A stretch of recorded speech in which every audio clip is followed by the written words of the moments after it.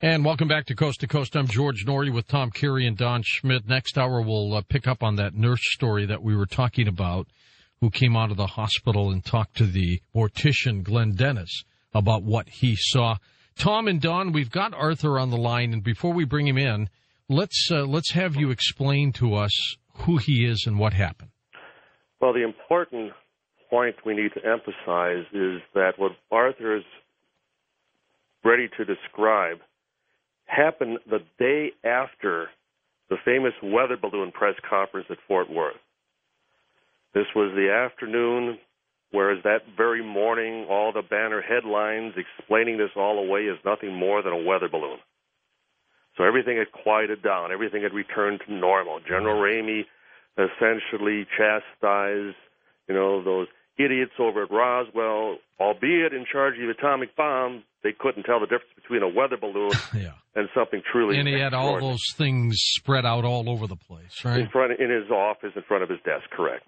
Clearly a weather balloon device as displayed to the press. But the witnesses say otherwise. Now, it would be the very next afternoon, about 3 in the afternoon, and it was a flight crew. They were on the skeet range. And they were notified that there was a special flight, that they needed to be briefed and conduct a pre-flight on to go out within an hour. And once that was accomplished, there was a B-29, specifically tail number 7301. And we know that because one of the crewmen actually saved the manifest, the flight log, from that non-flight. And the plane was called the Straight Flush. And they would taxi over bomb pit number 1, where typically they would keep one of the atomic bombs. And the pit itself was only visible from the air traffic tower and, some areas of the flight line.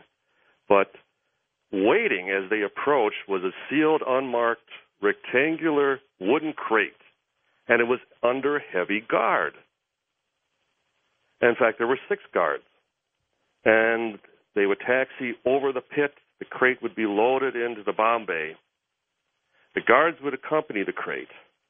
And from there, they would fly and make a 1-hour flight directly to Fort Worth, the very same military base, Carswell Army Airfield, that they had the weather balloon press conference just the day before.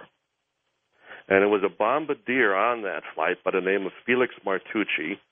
When they landed, he recognized amongst the officers waiting on the tarmac a mortician that he had gone to school with years before. Now, why would a mortician be waiting for this rectangular crate, which was hidden in bomb pit number 1? Now, Arthur was a tech sergeant at that time, and he was on that very flight. And we had the good fortune of talking to some of his crew members, the late Lloyd Thompson and Robert Slusher, who just passed away. And they've all been able to describe these very details. So why don't we toss it to Arthur from here? Let's bring Arthur in, Arthur Osipchuk. And Arthur, hello, sir. How are you? Good morning. I'm fine, thank you. How about you? Thank you. Thank you for serving, by the way. Tell us a little bit, Arthur. How old were you when all this happened? Well, I can't remember. I went in the Army in 41, and I was about 20 then. And, of course, this happened in 47. Right, so about 26 years old. Somewhere in there, yes. Tell us about the flight. Tell us what was going on at the time.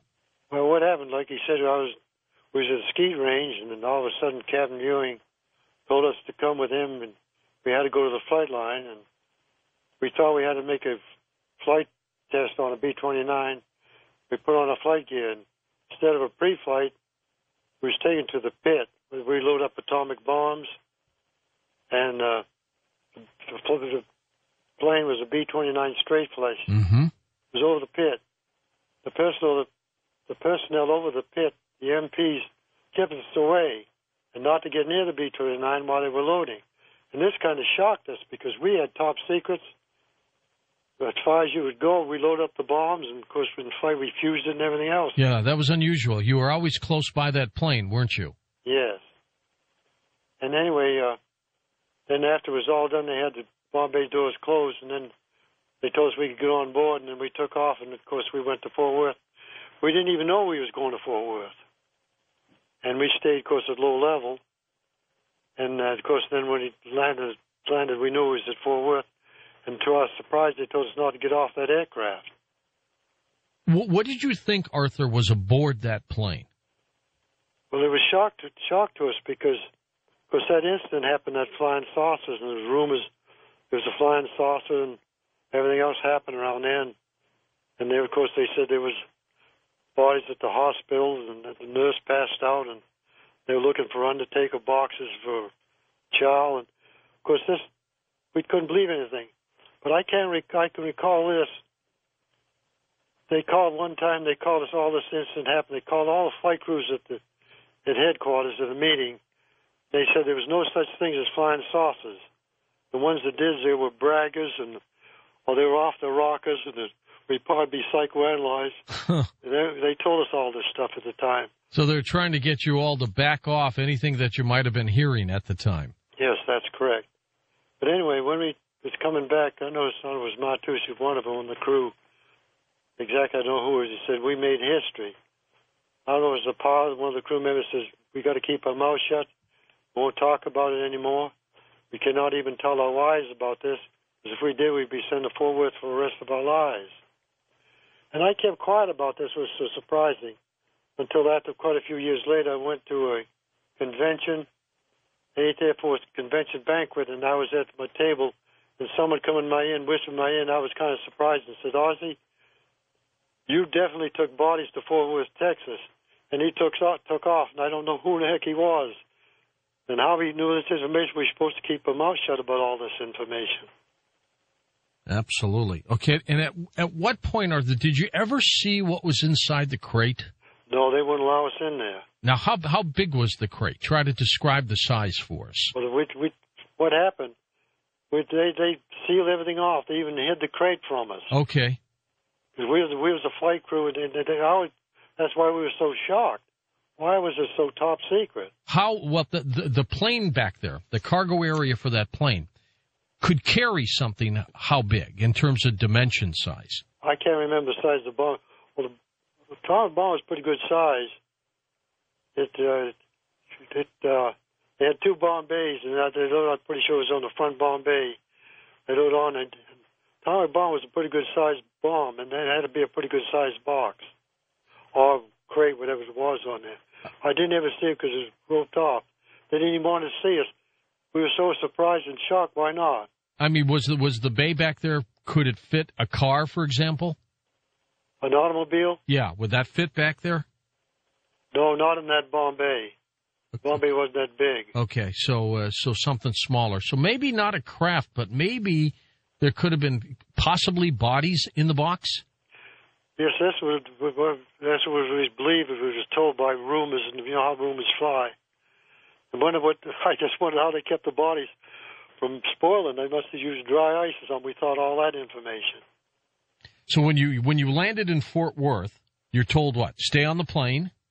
Correct. Don't get off. Somebody unloads the plane, right?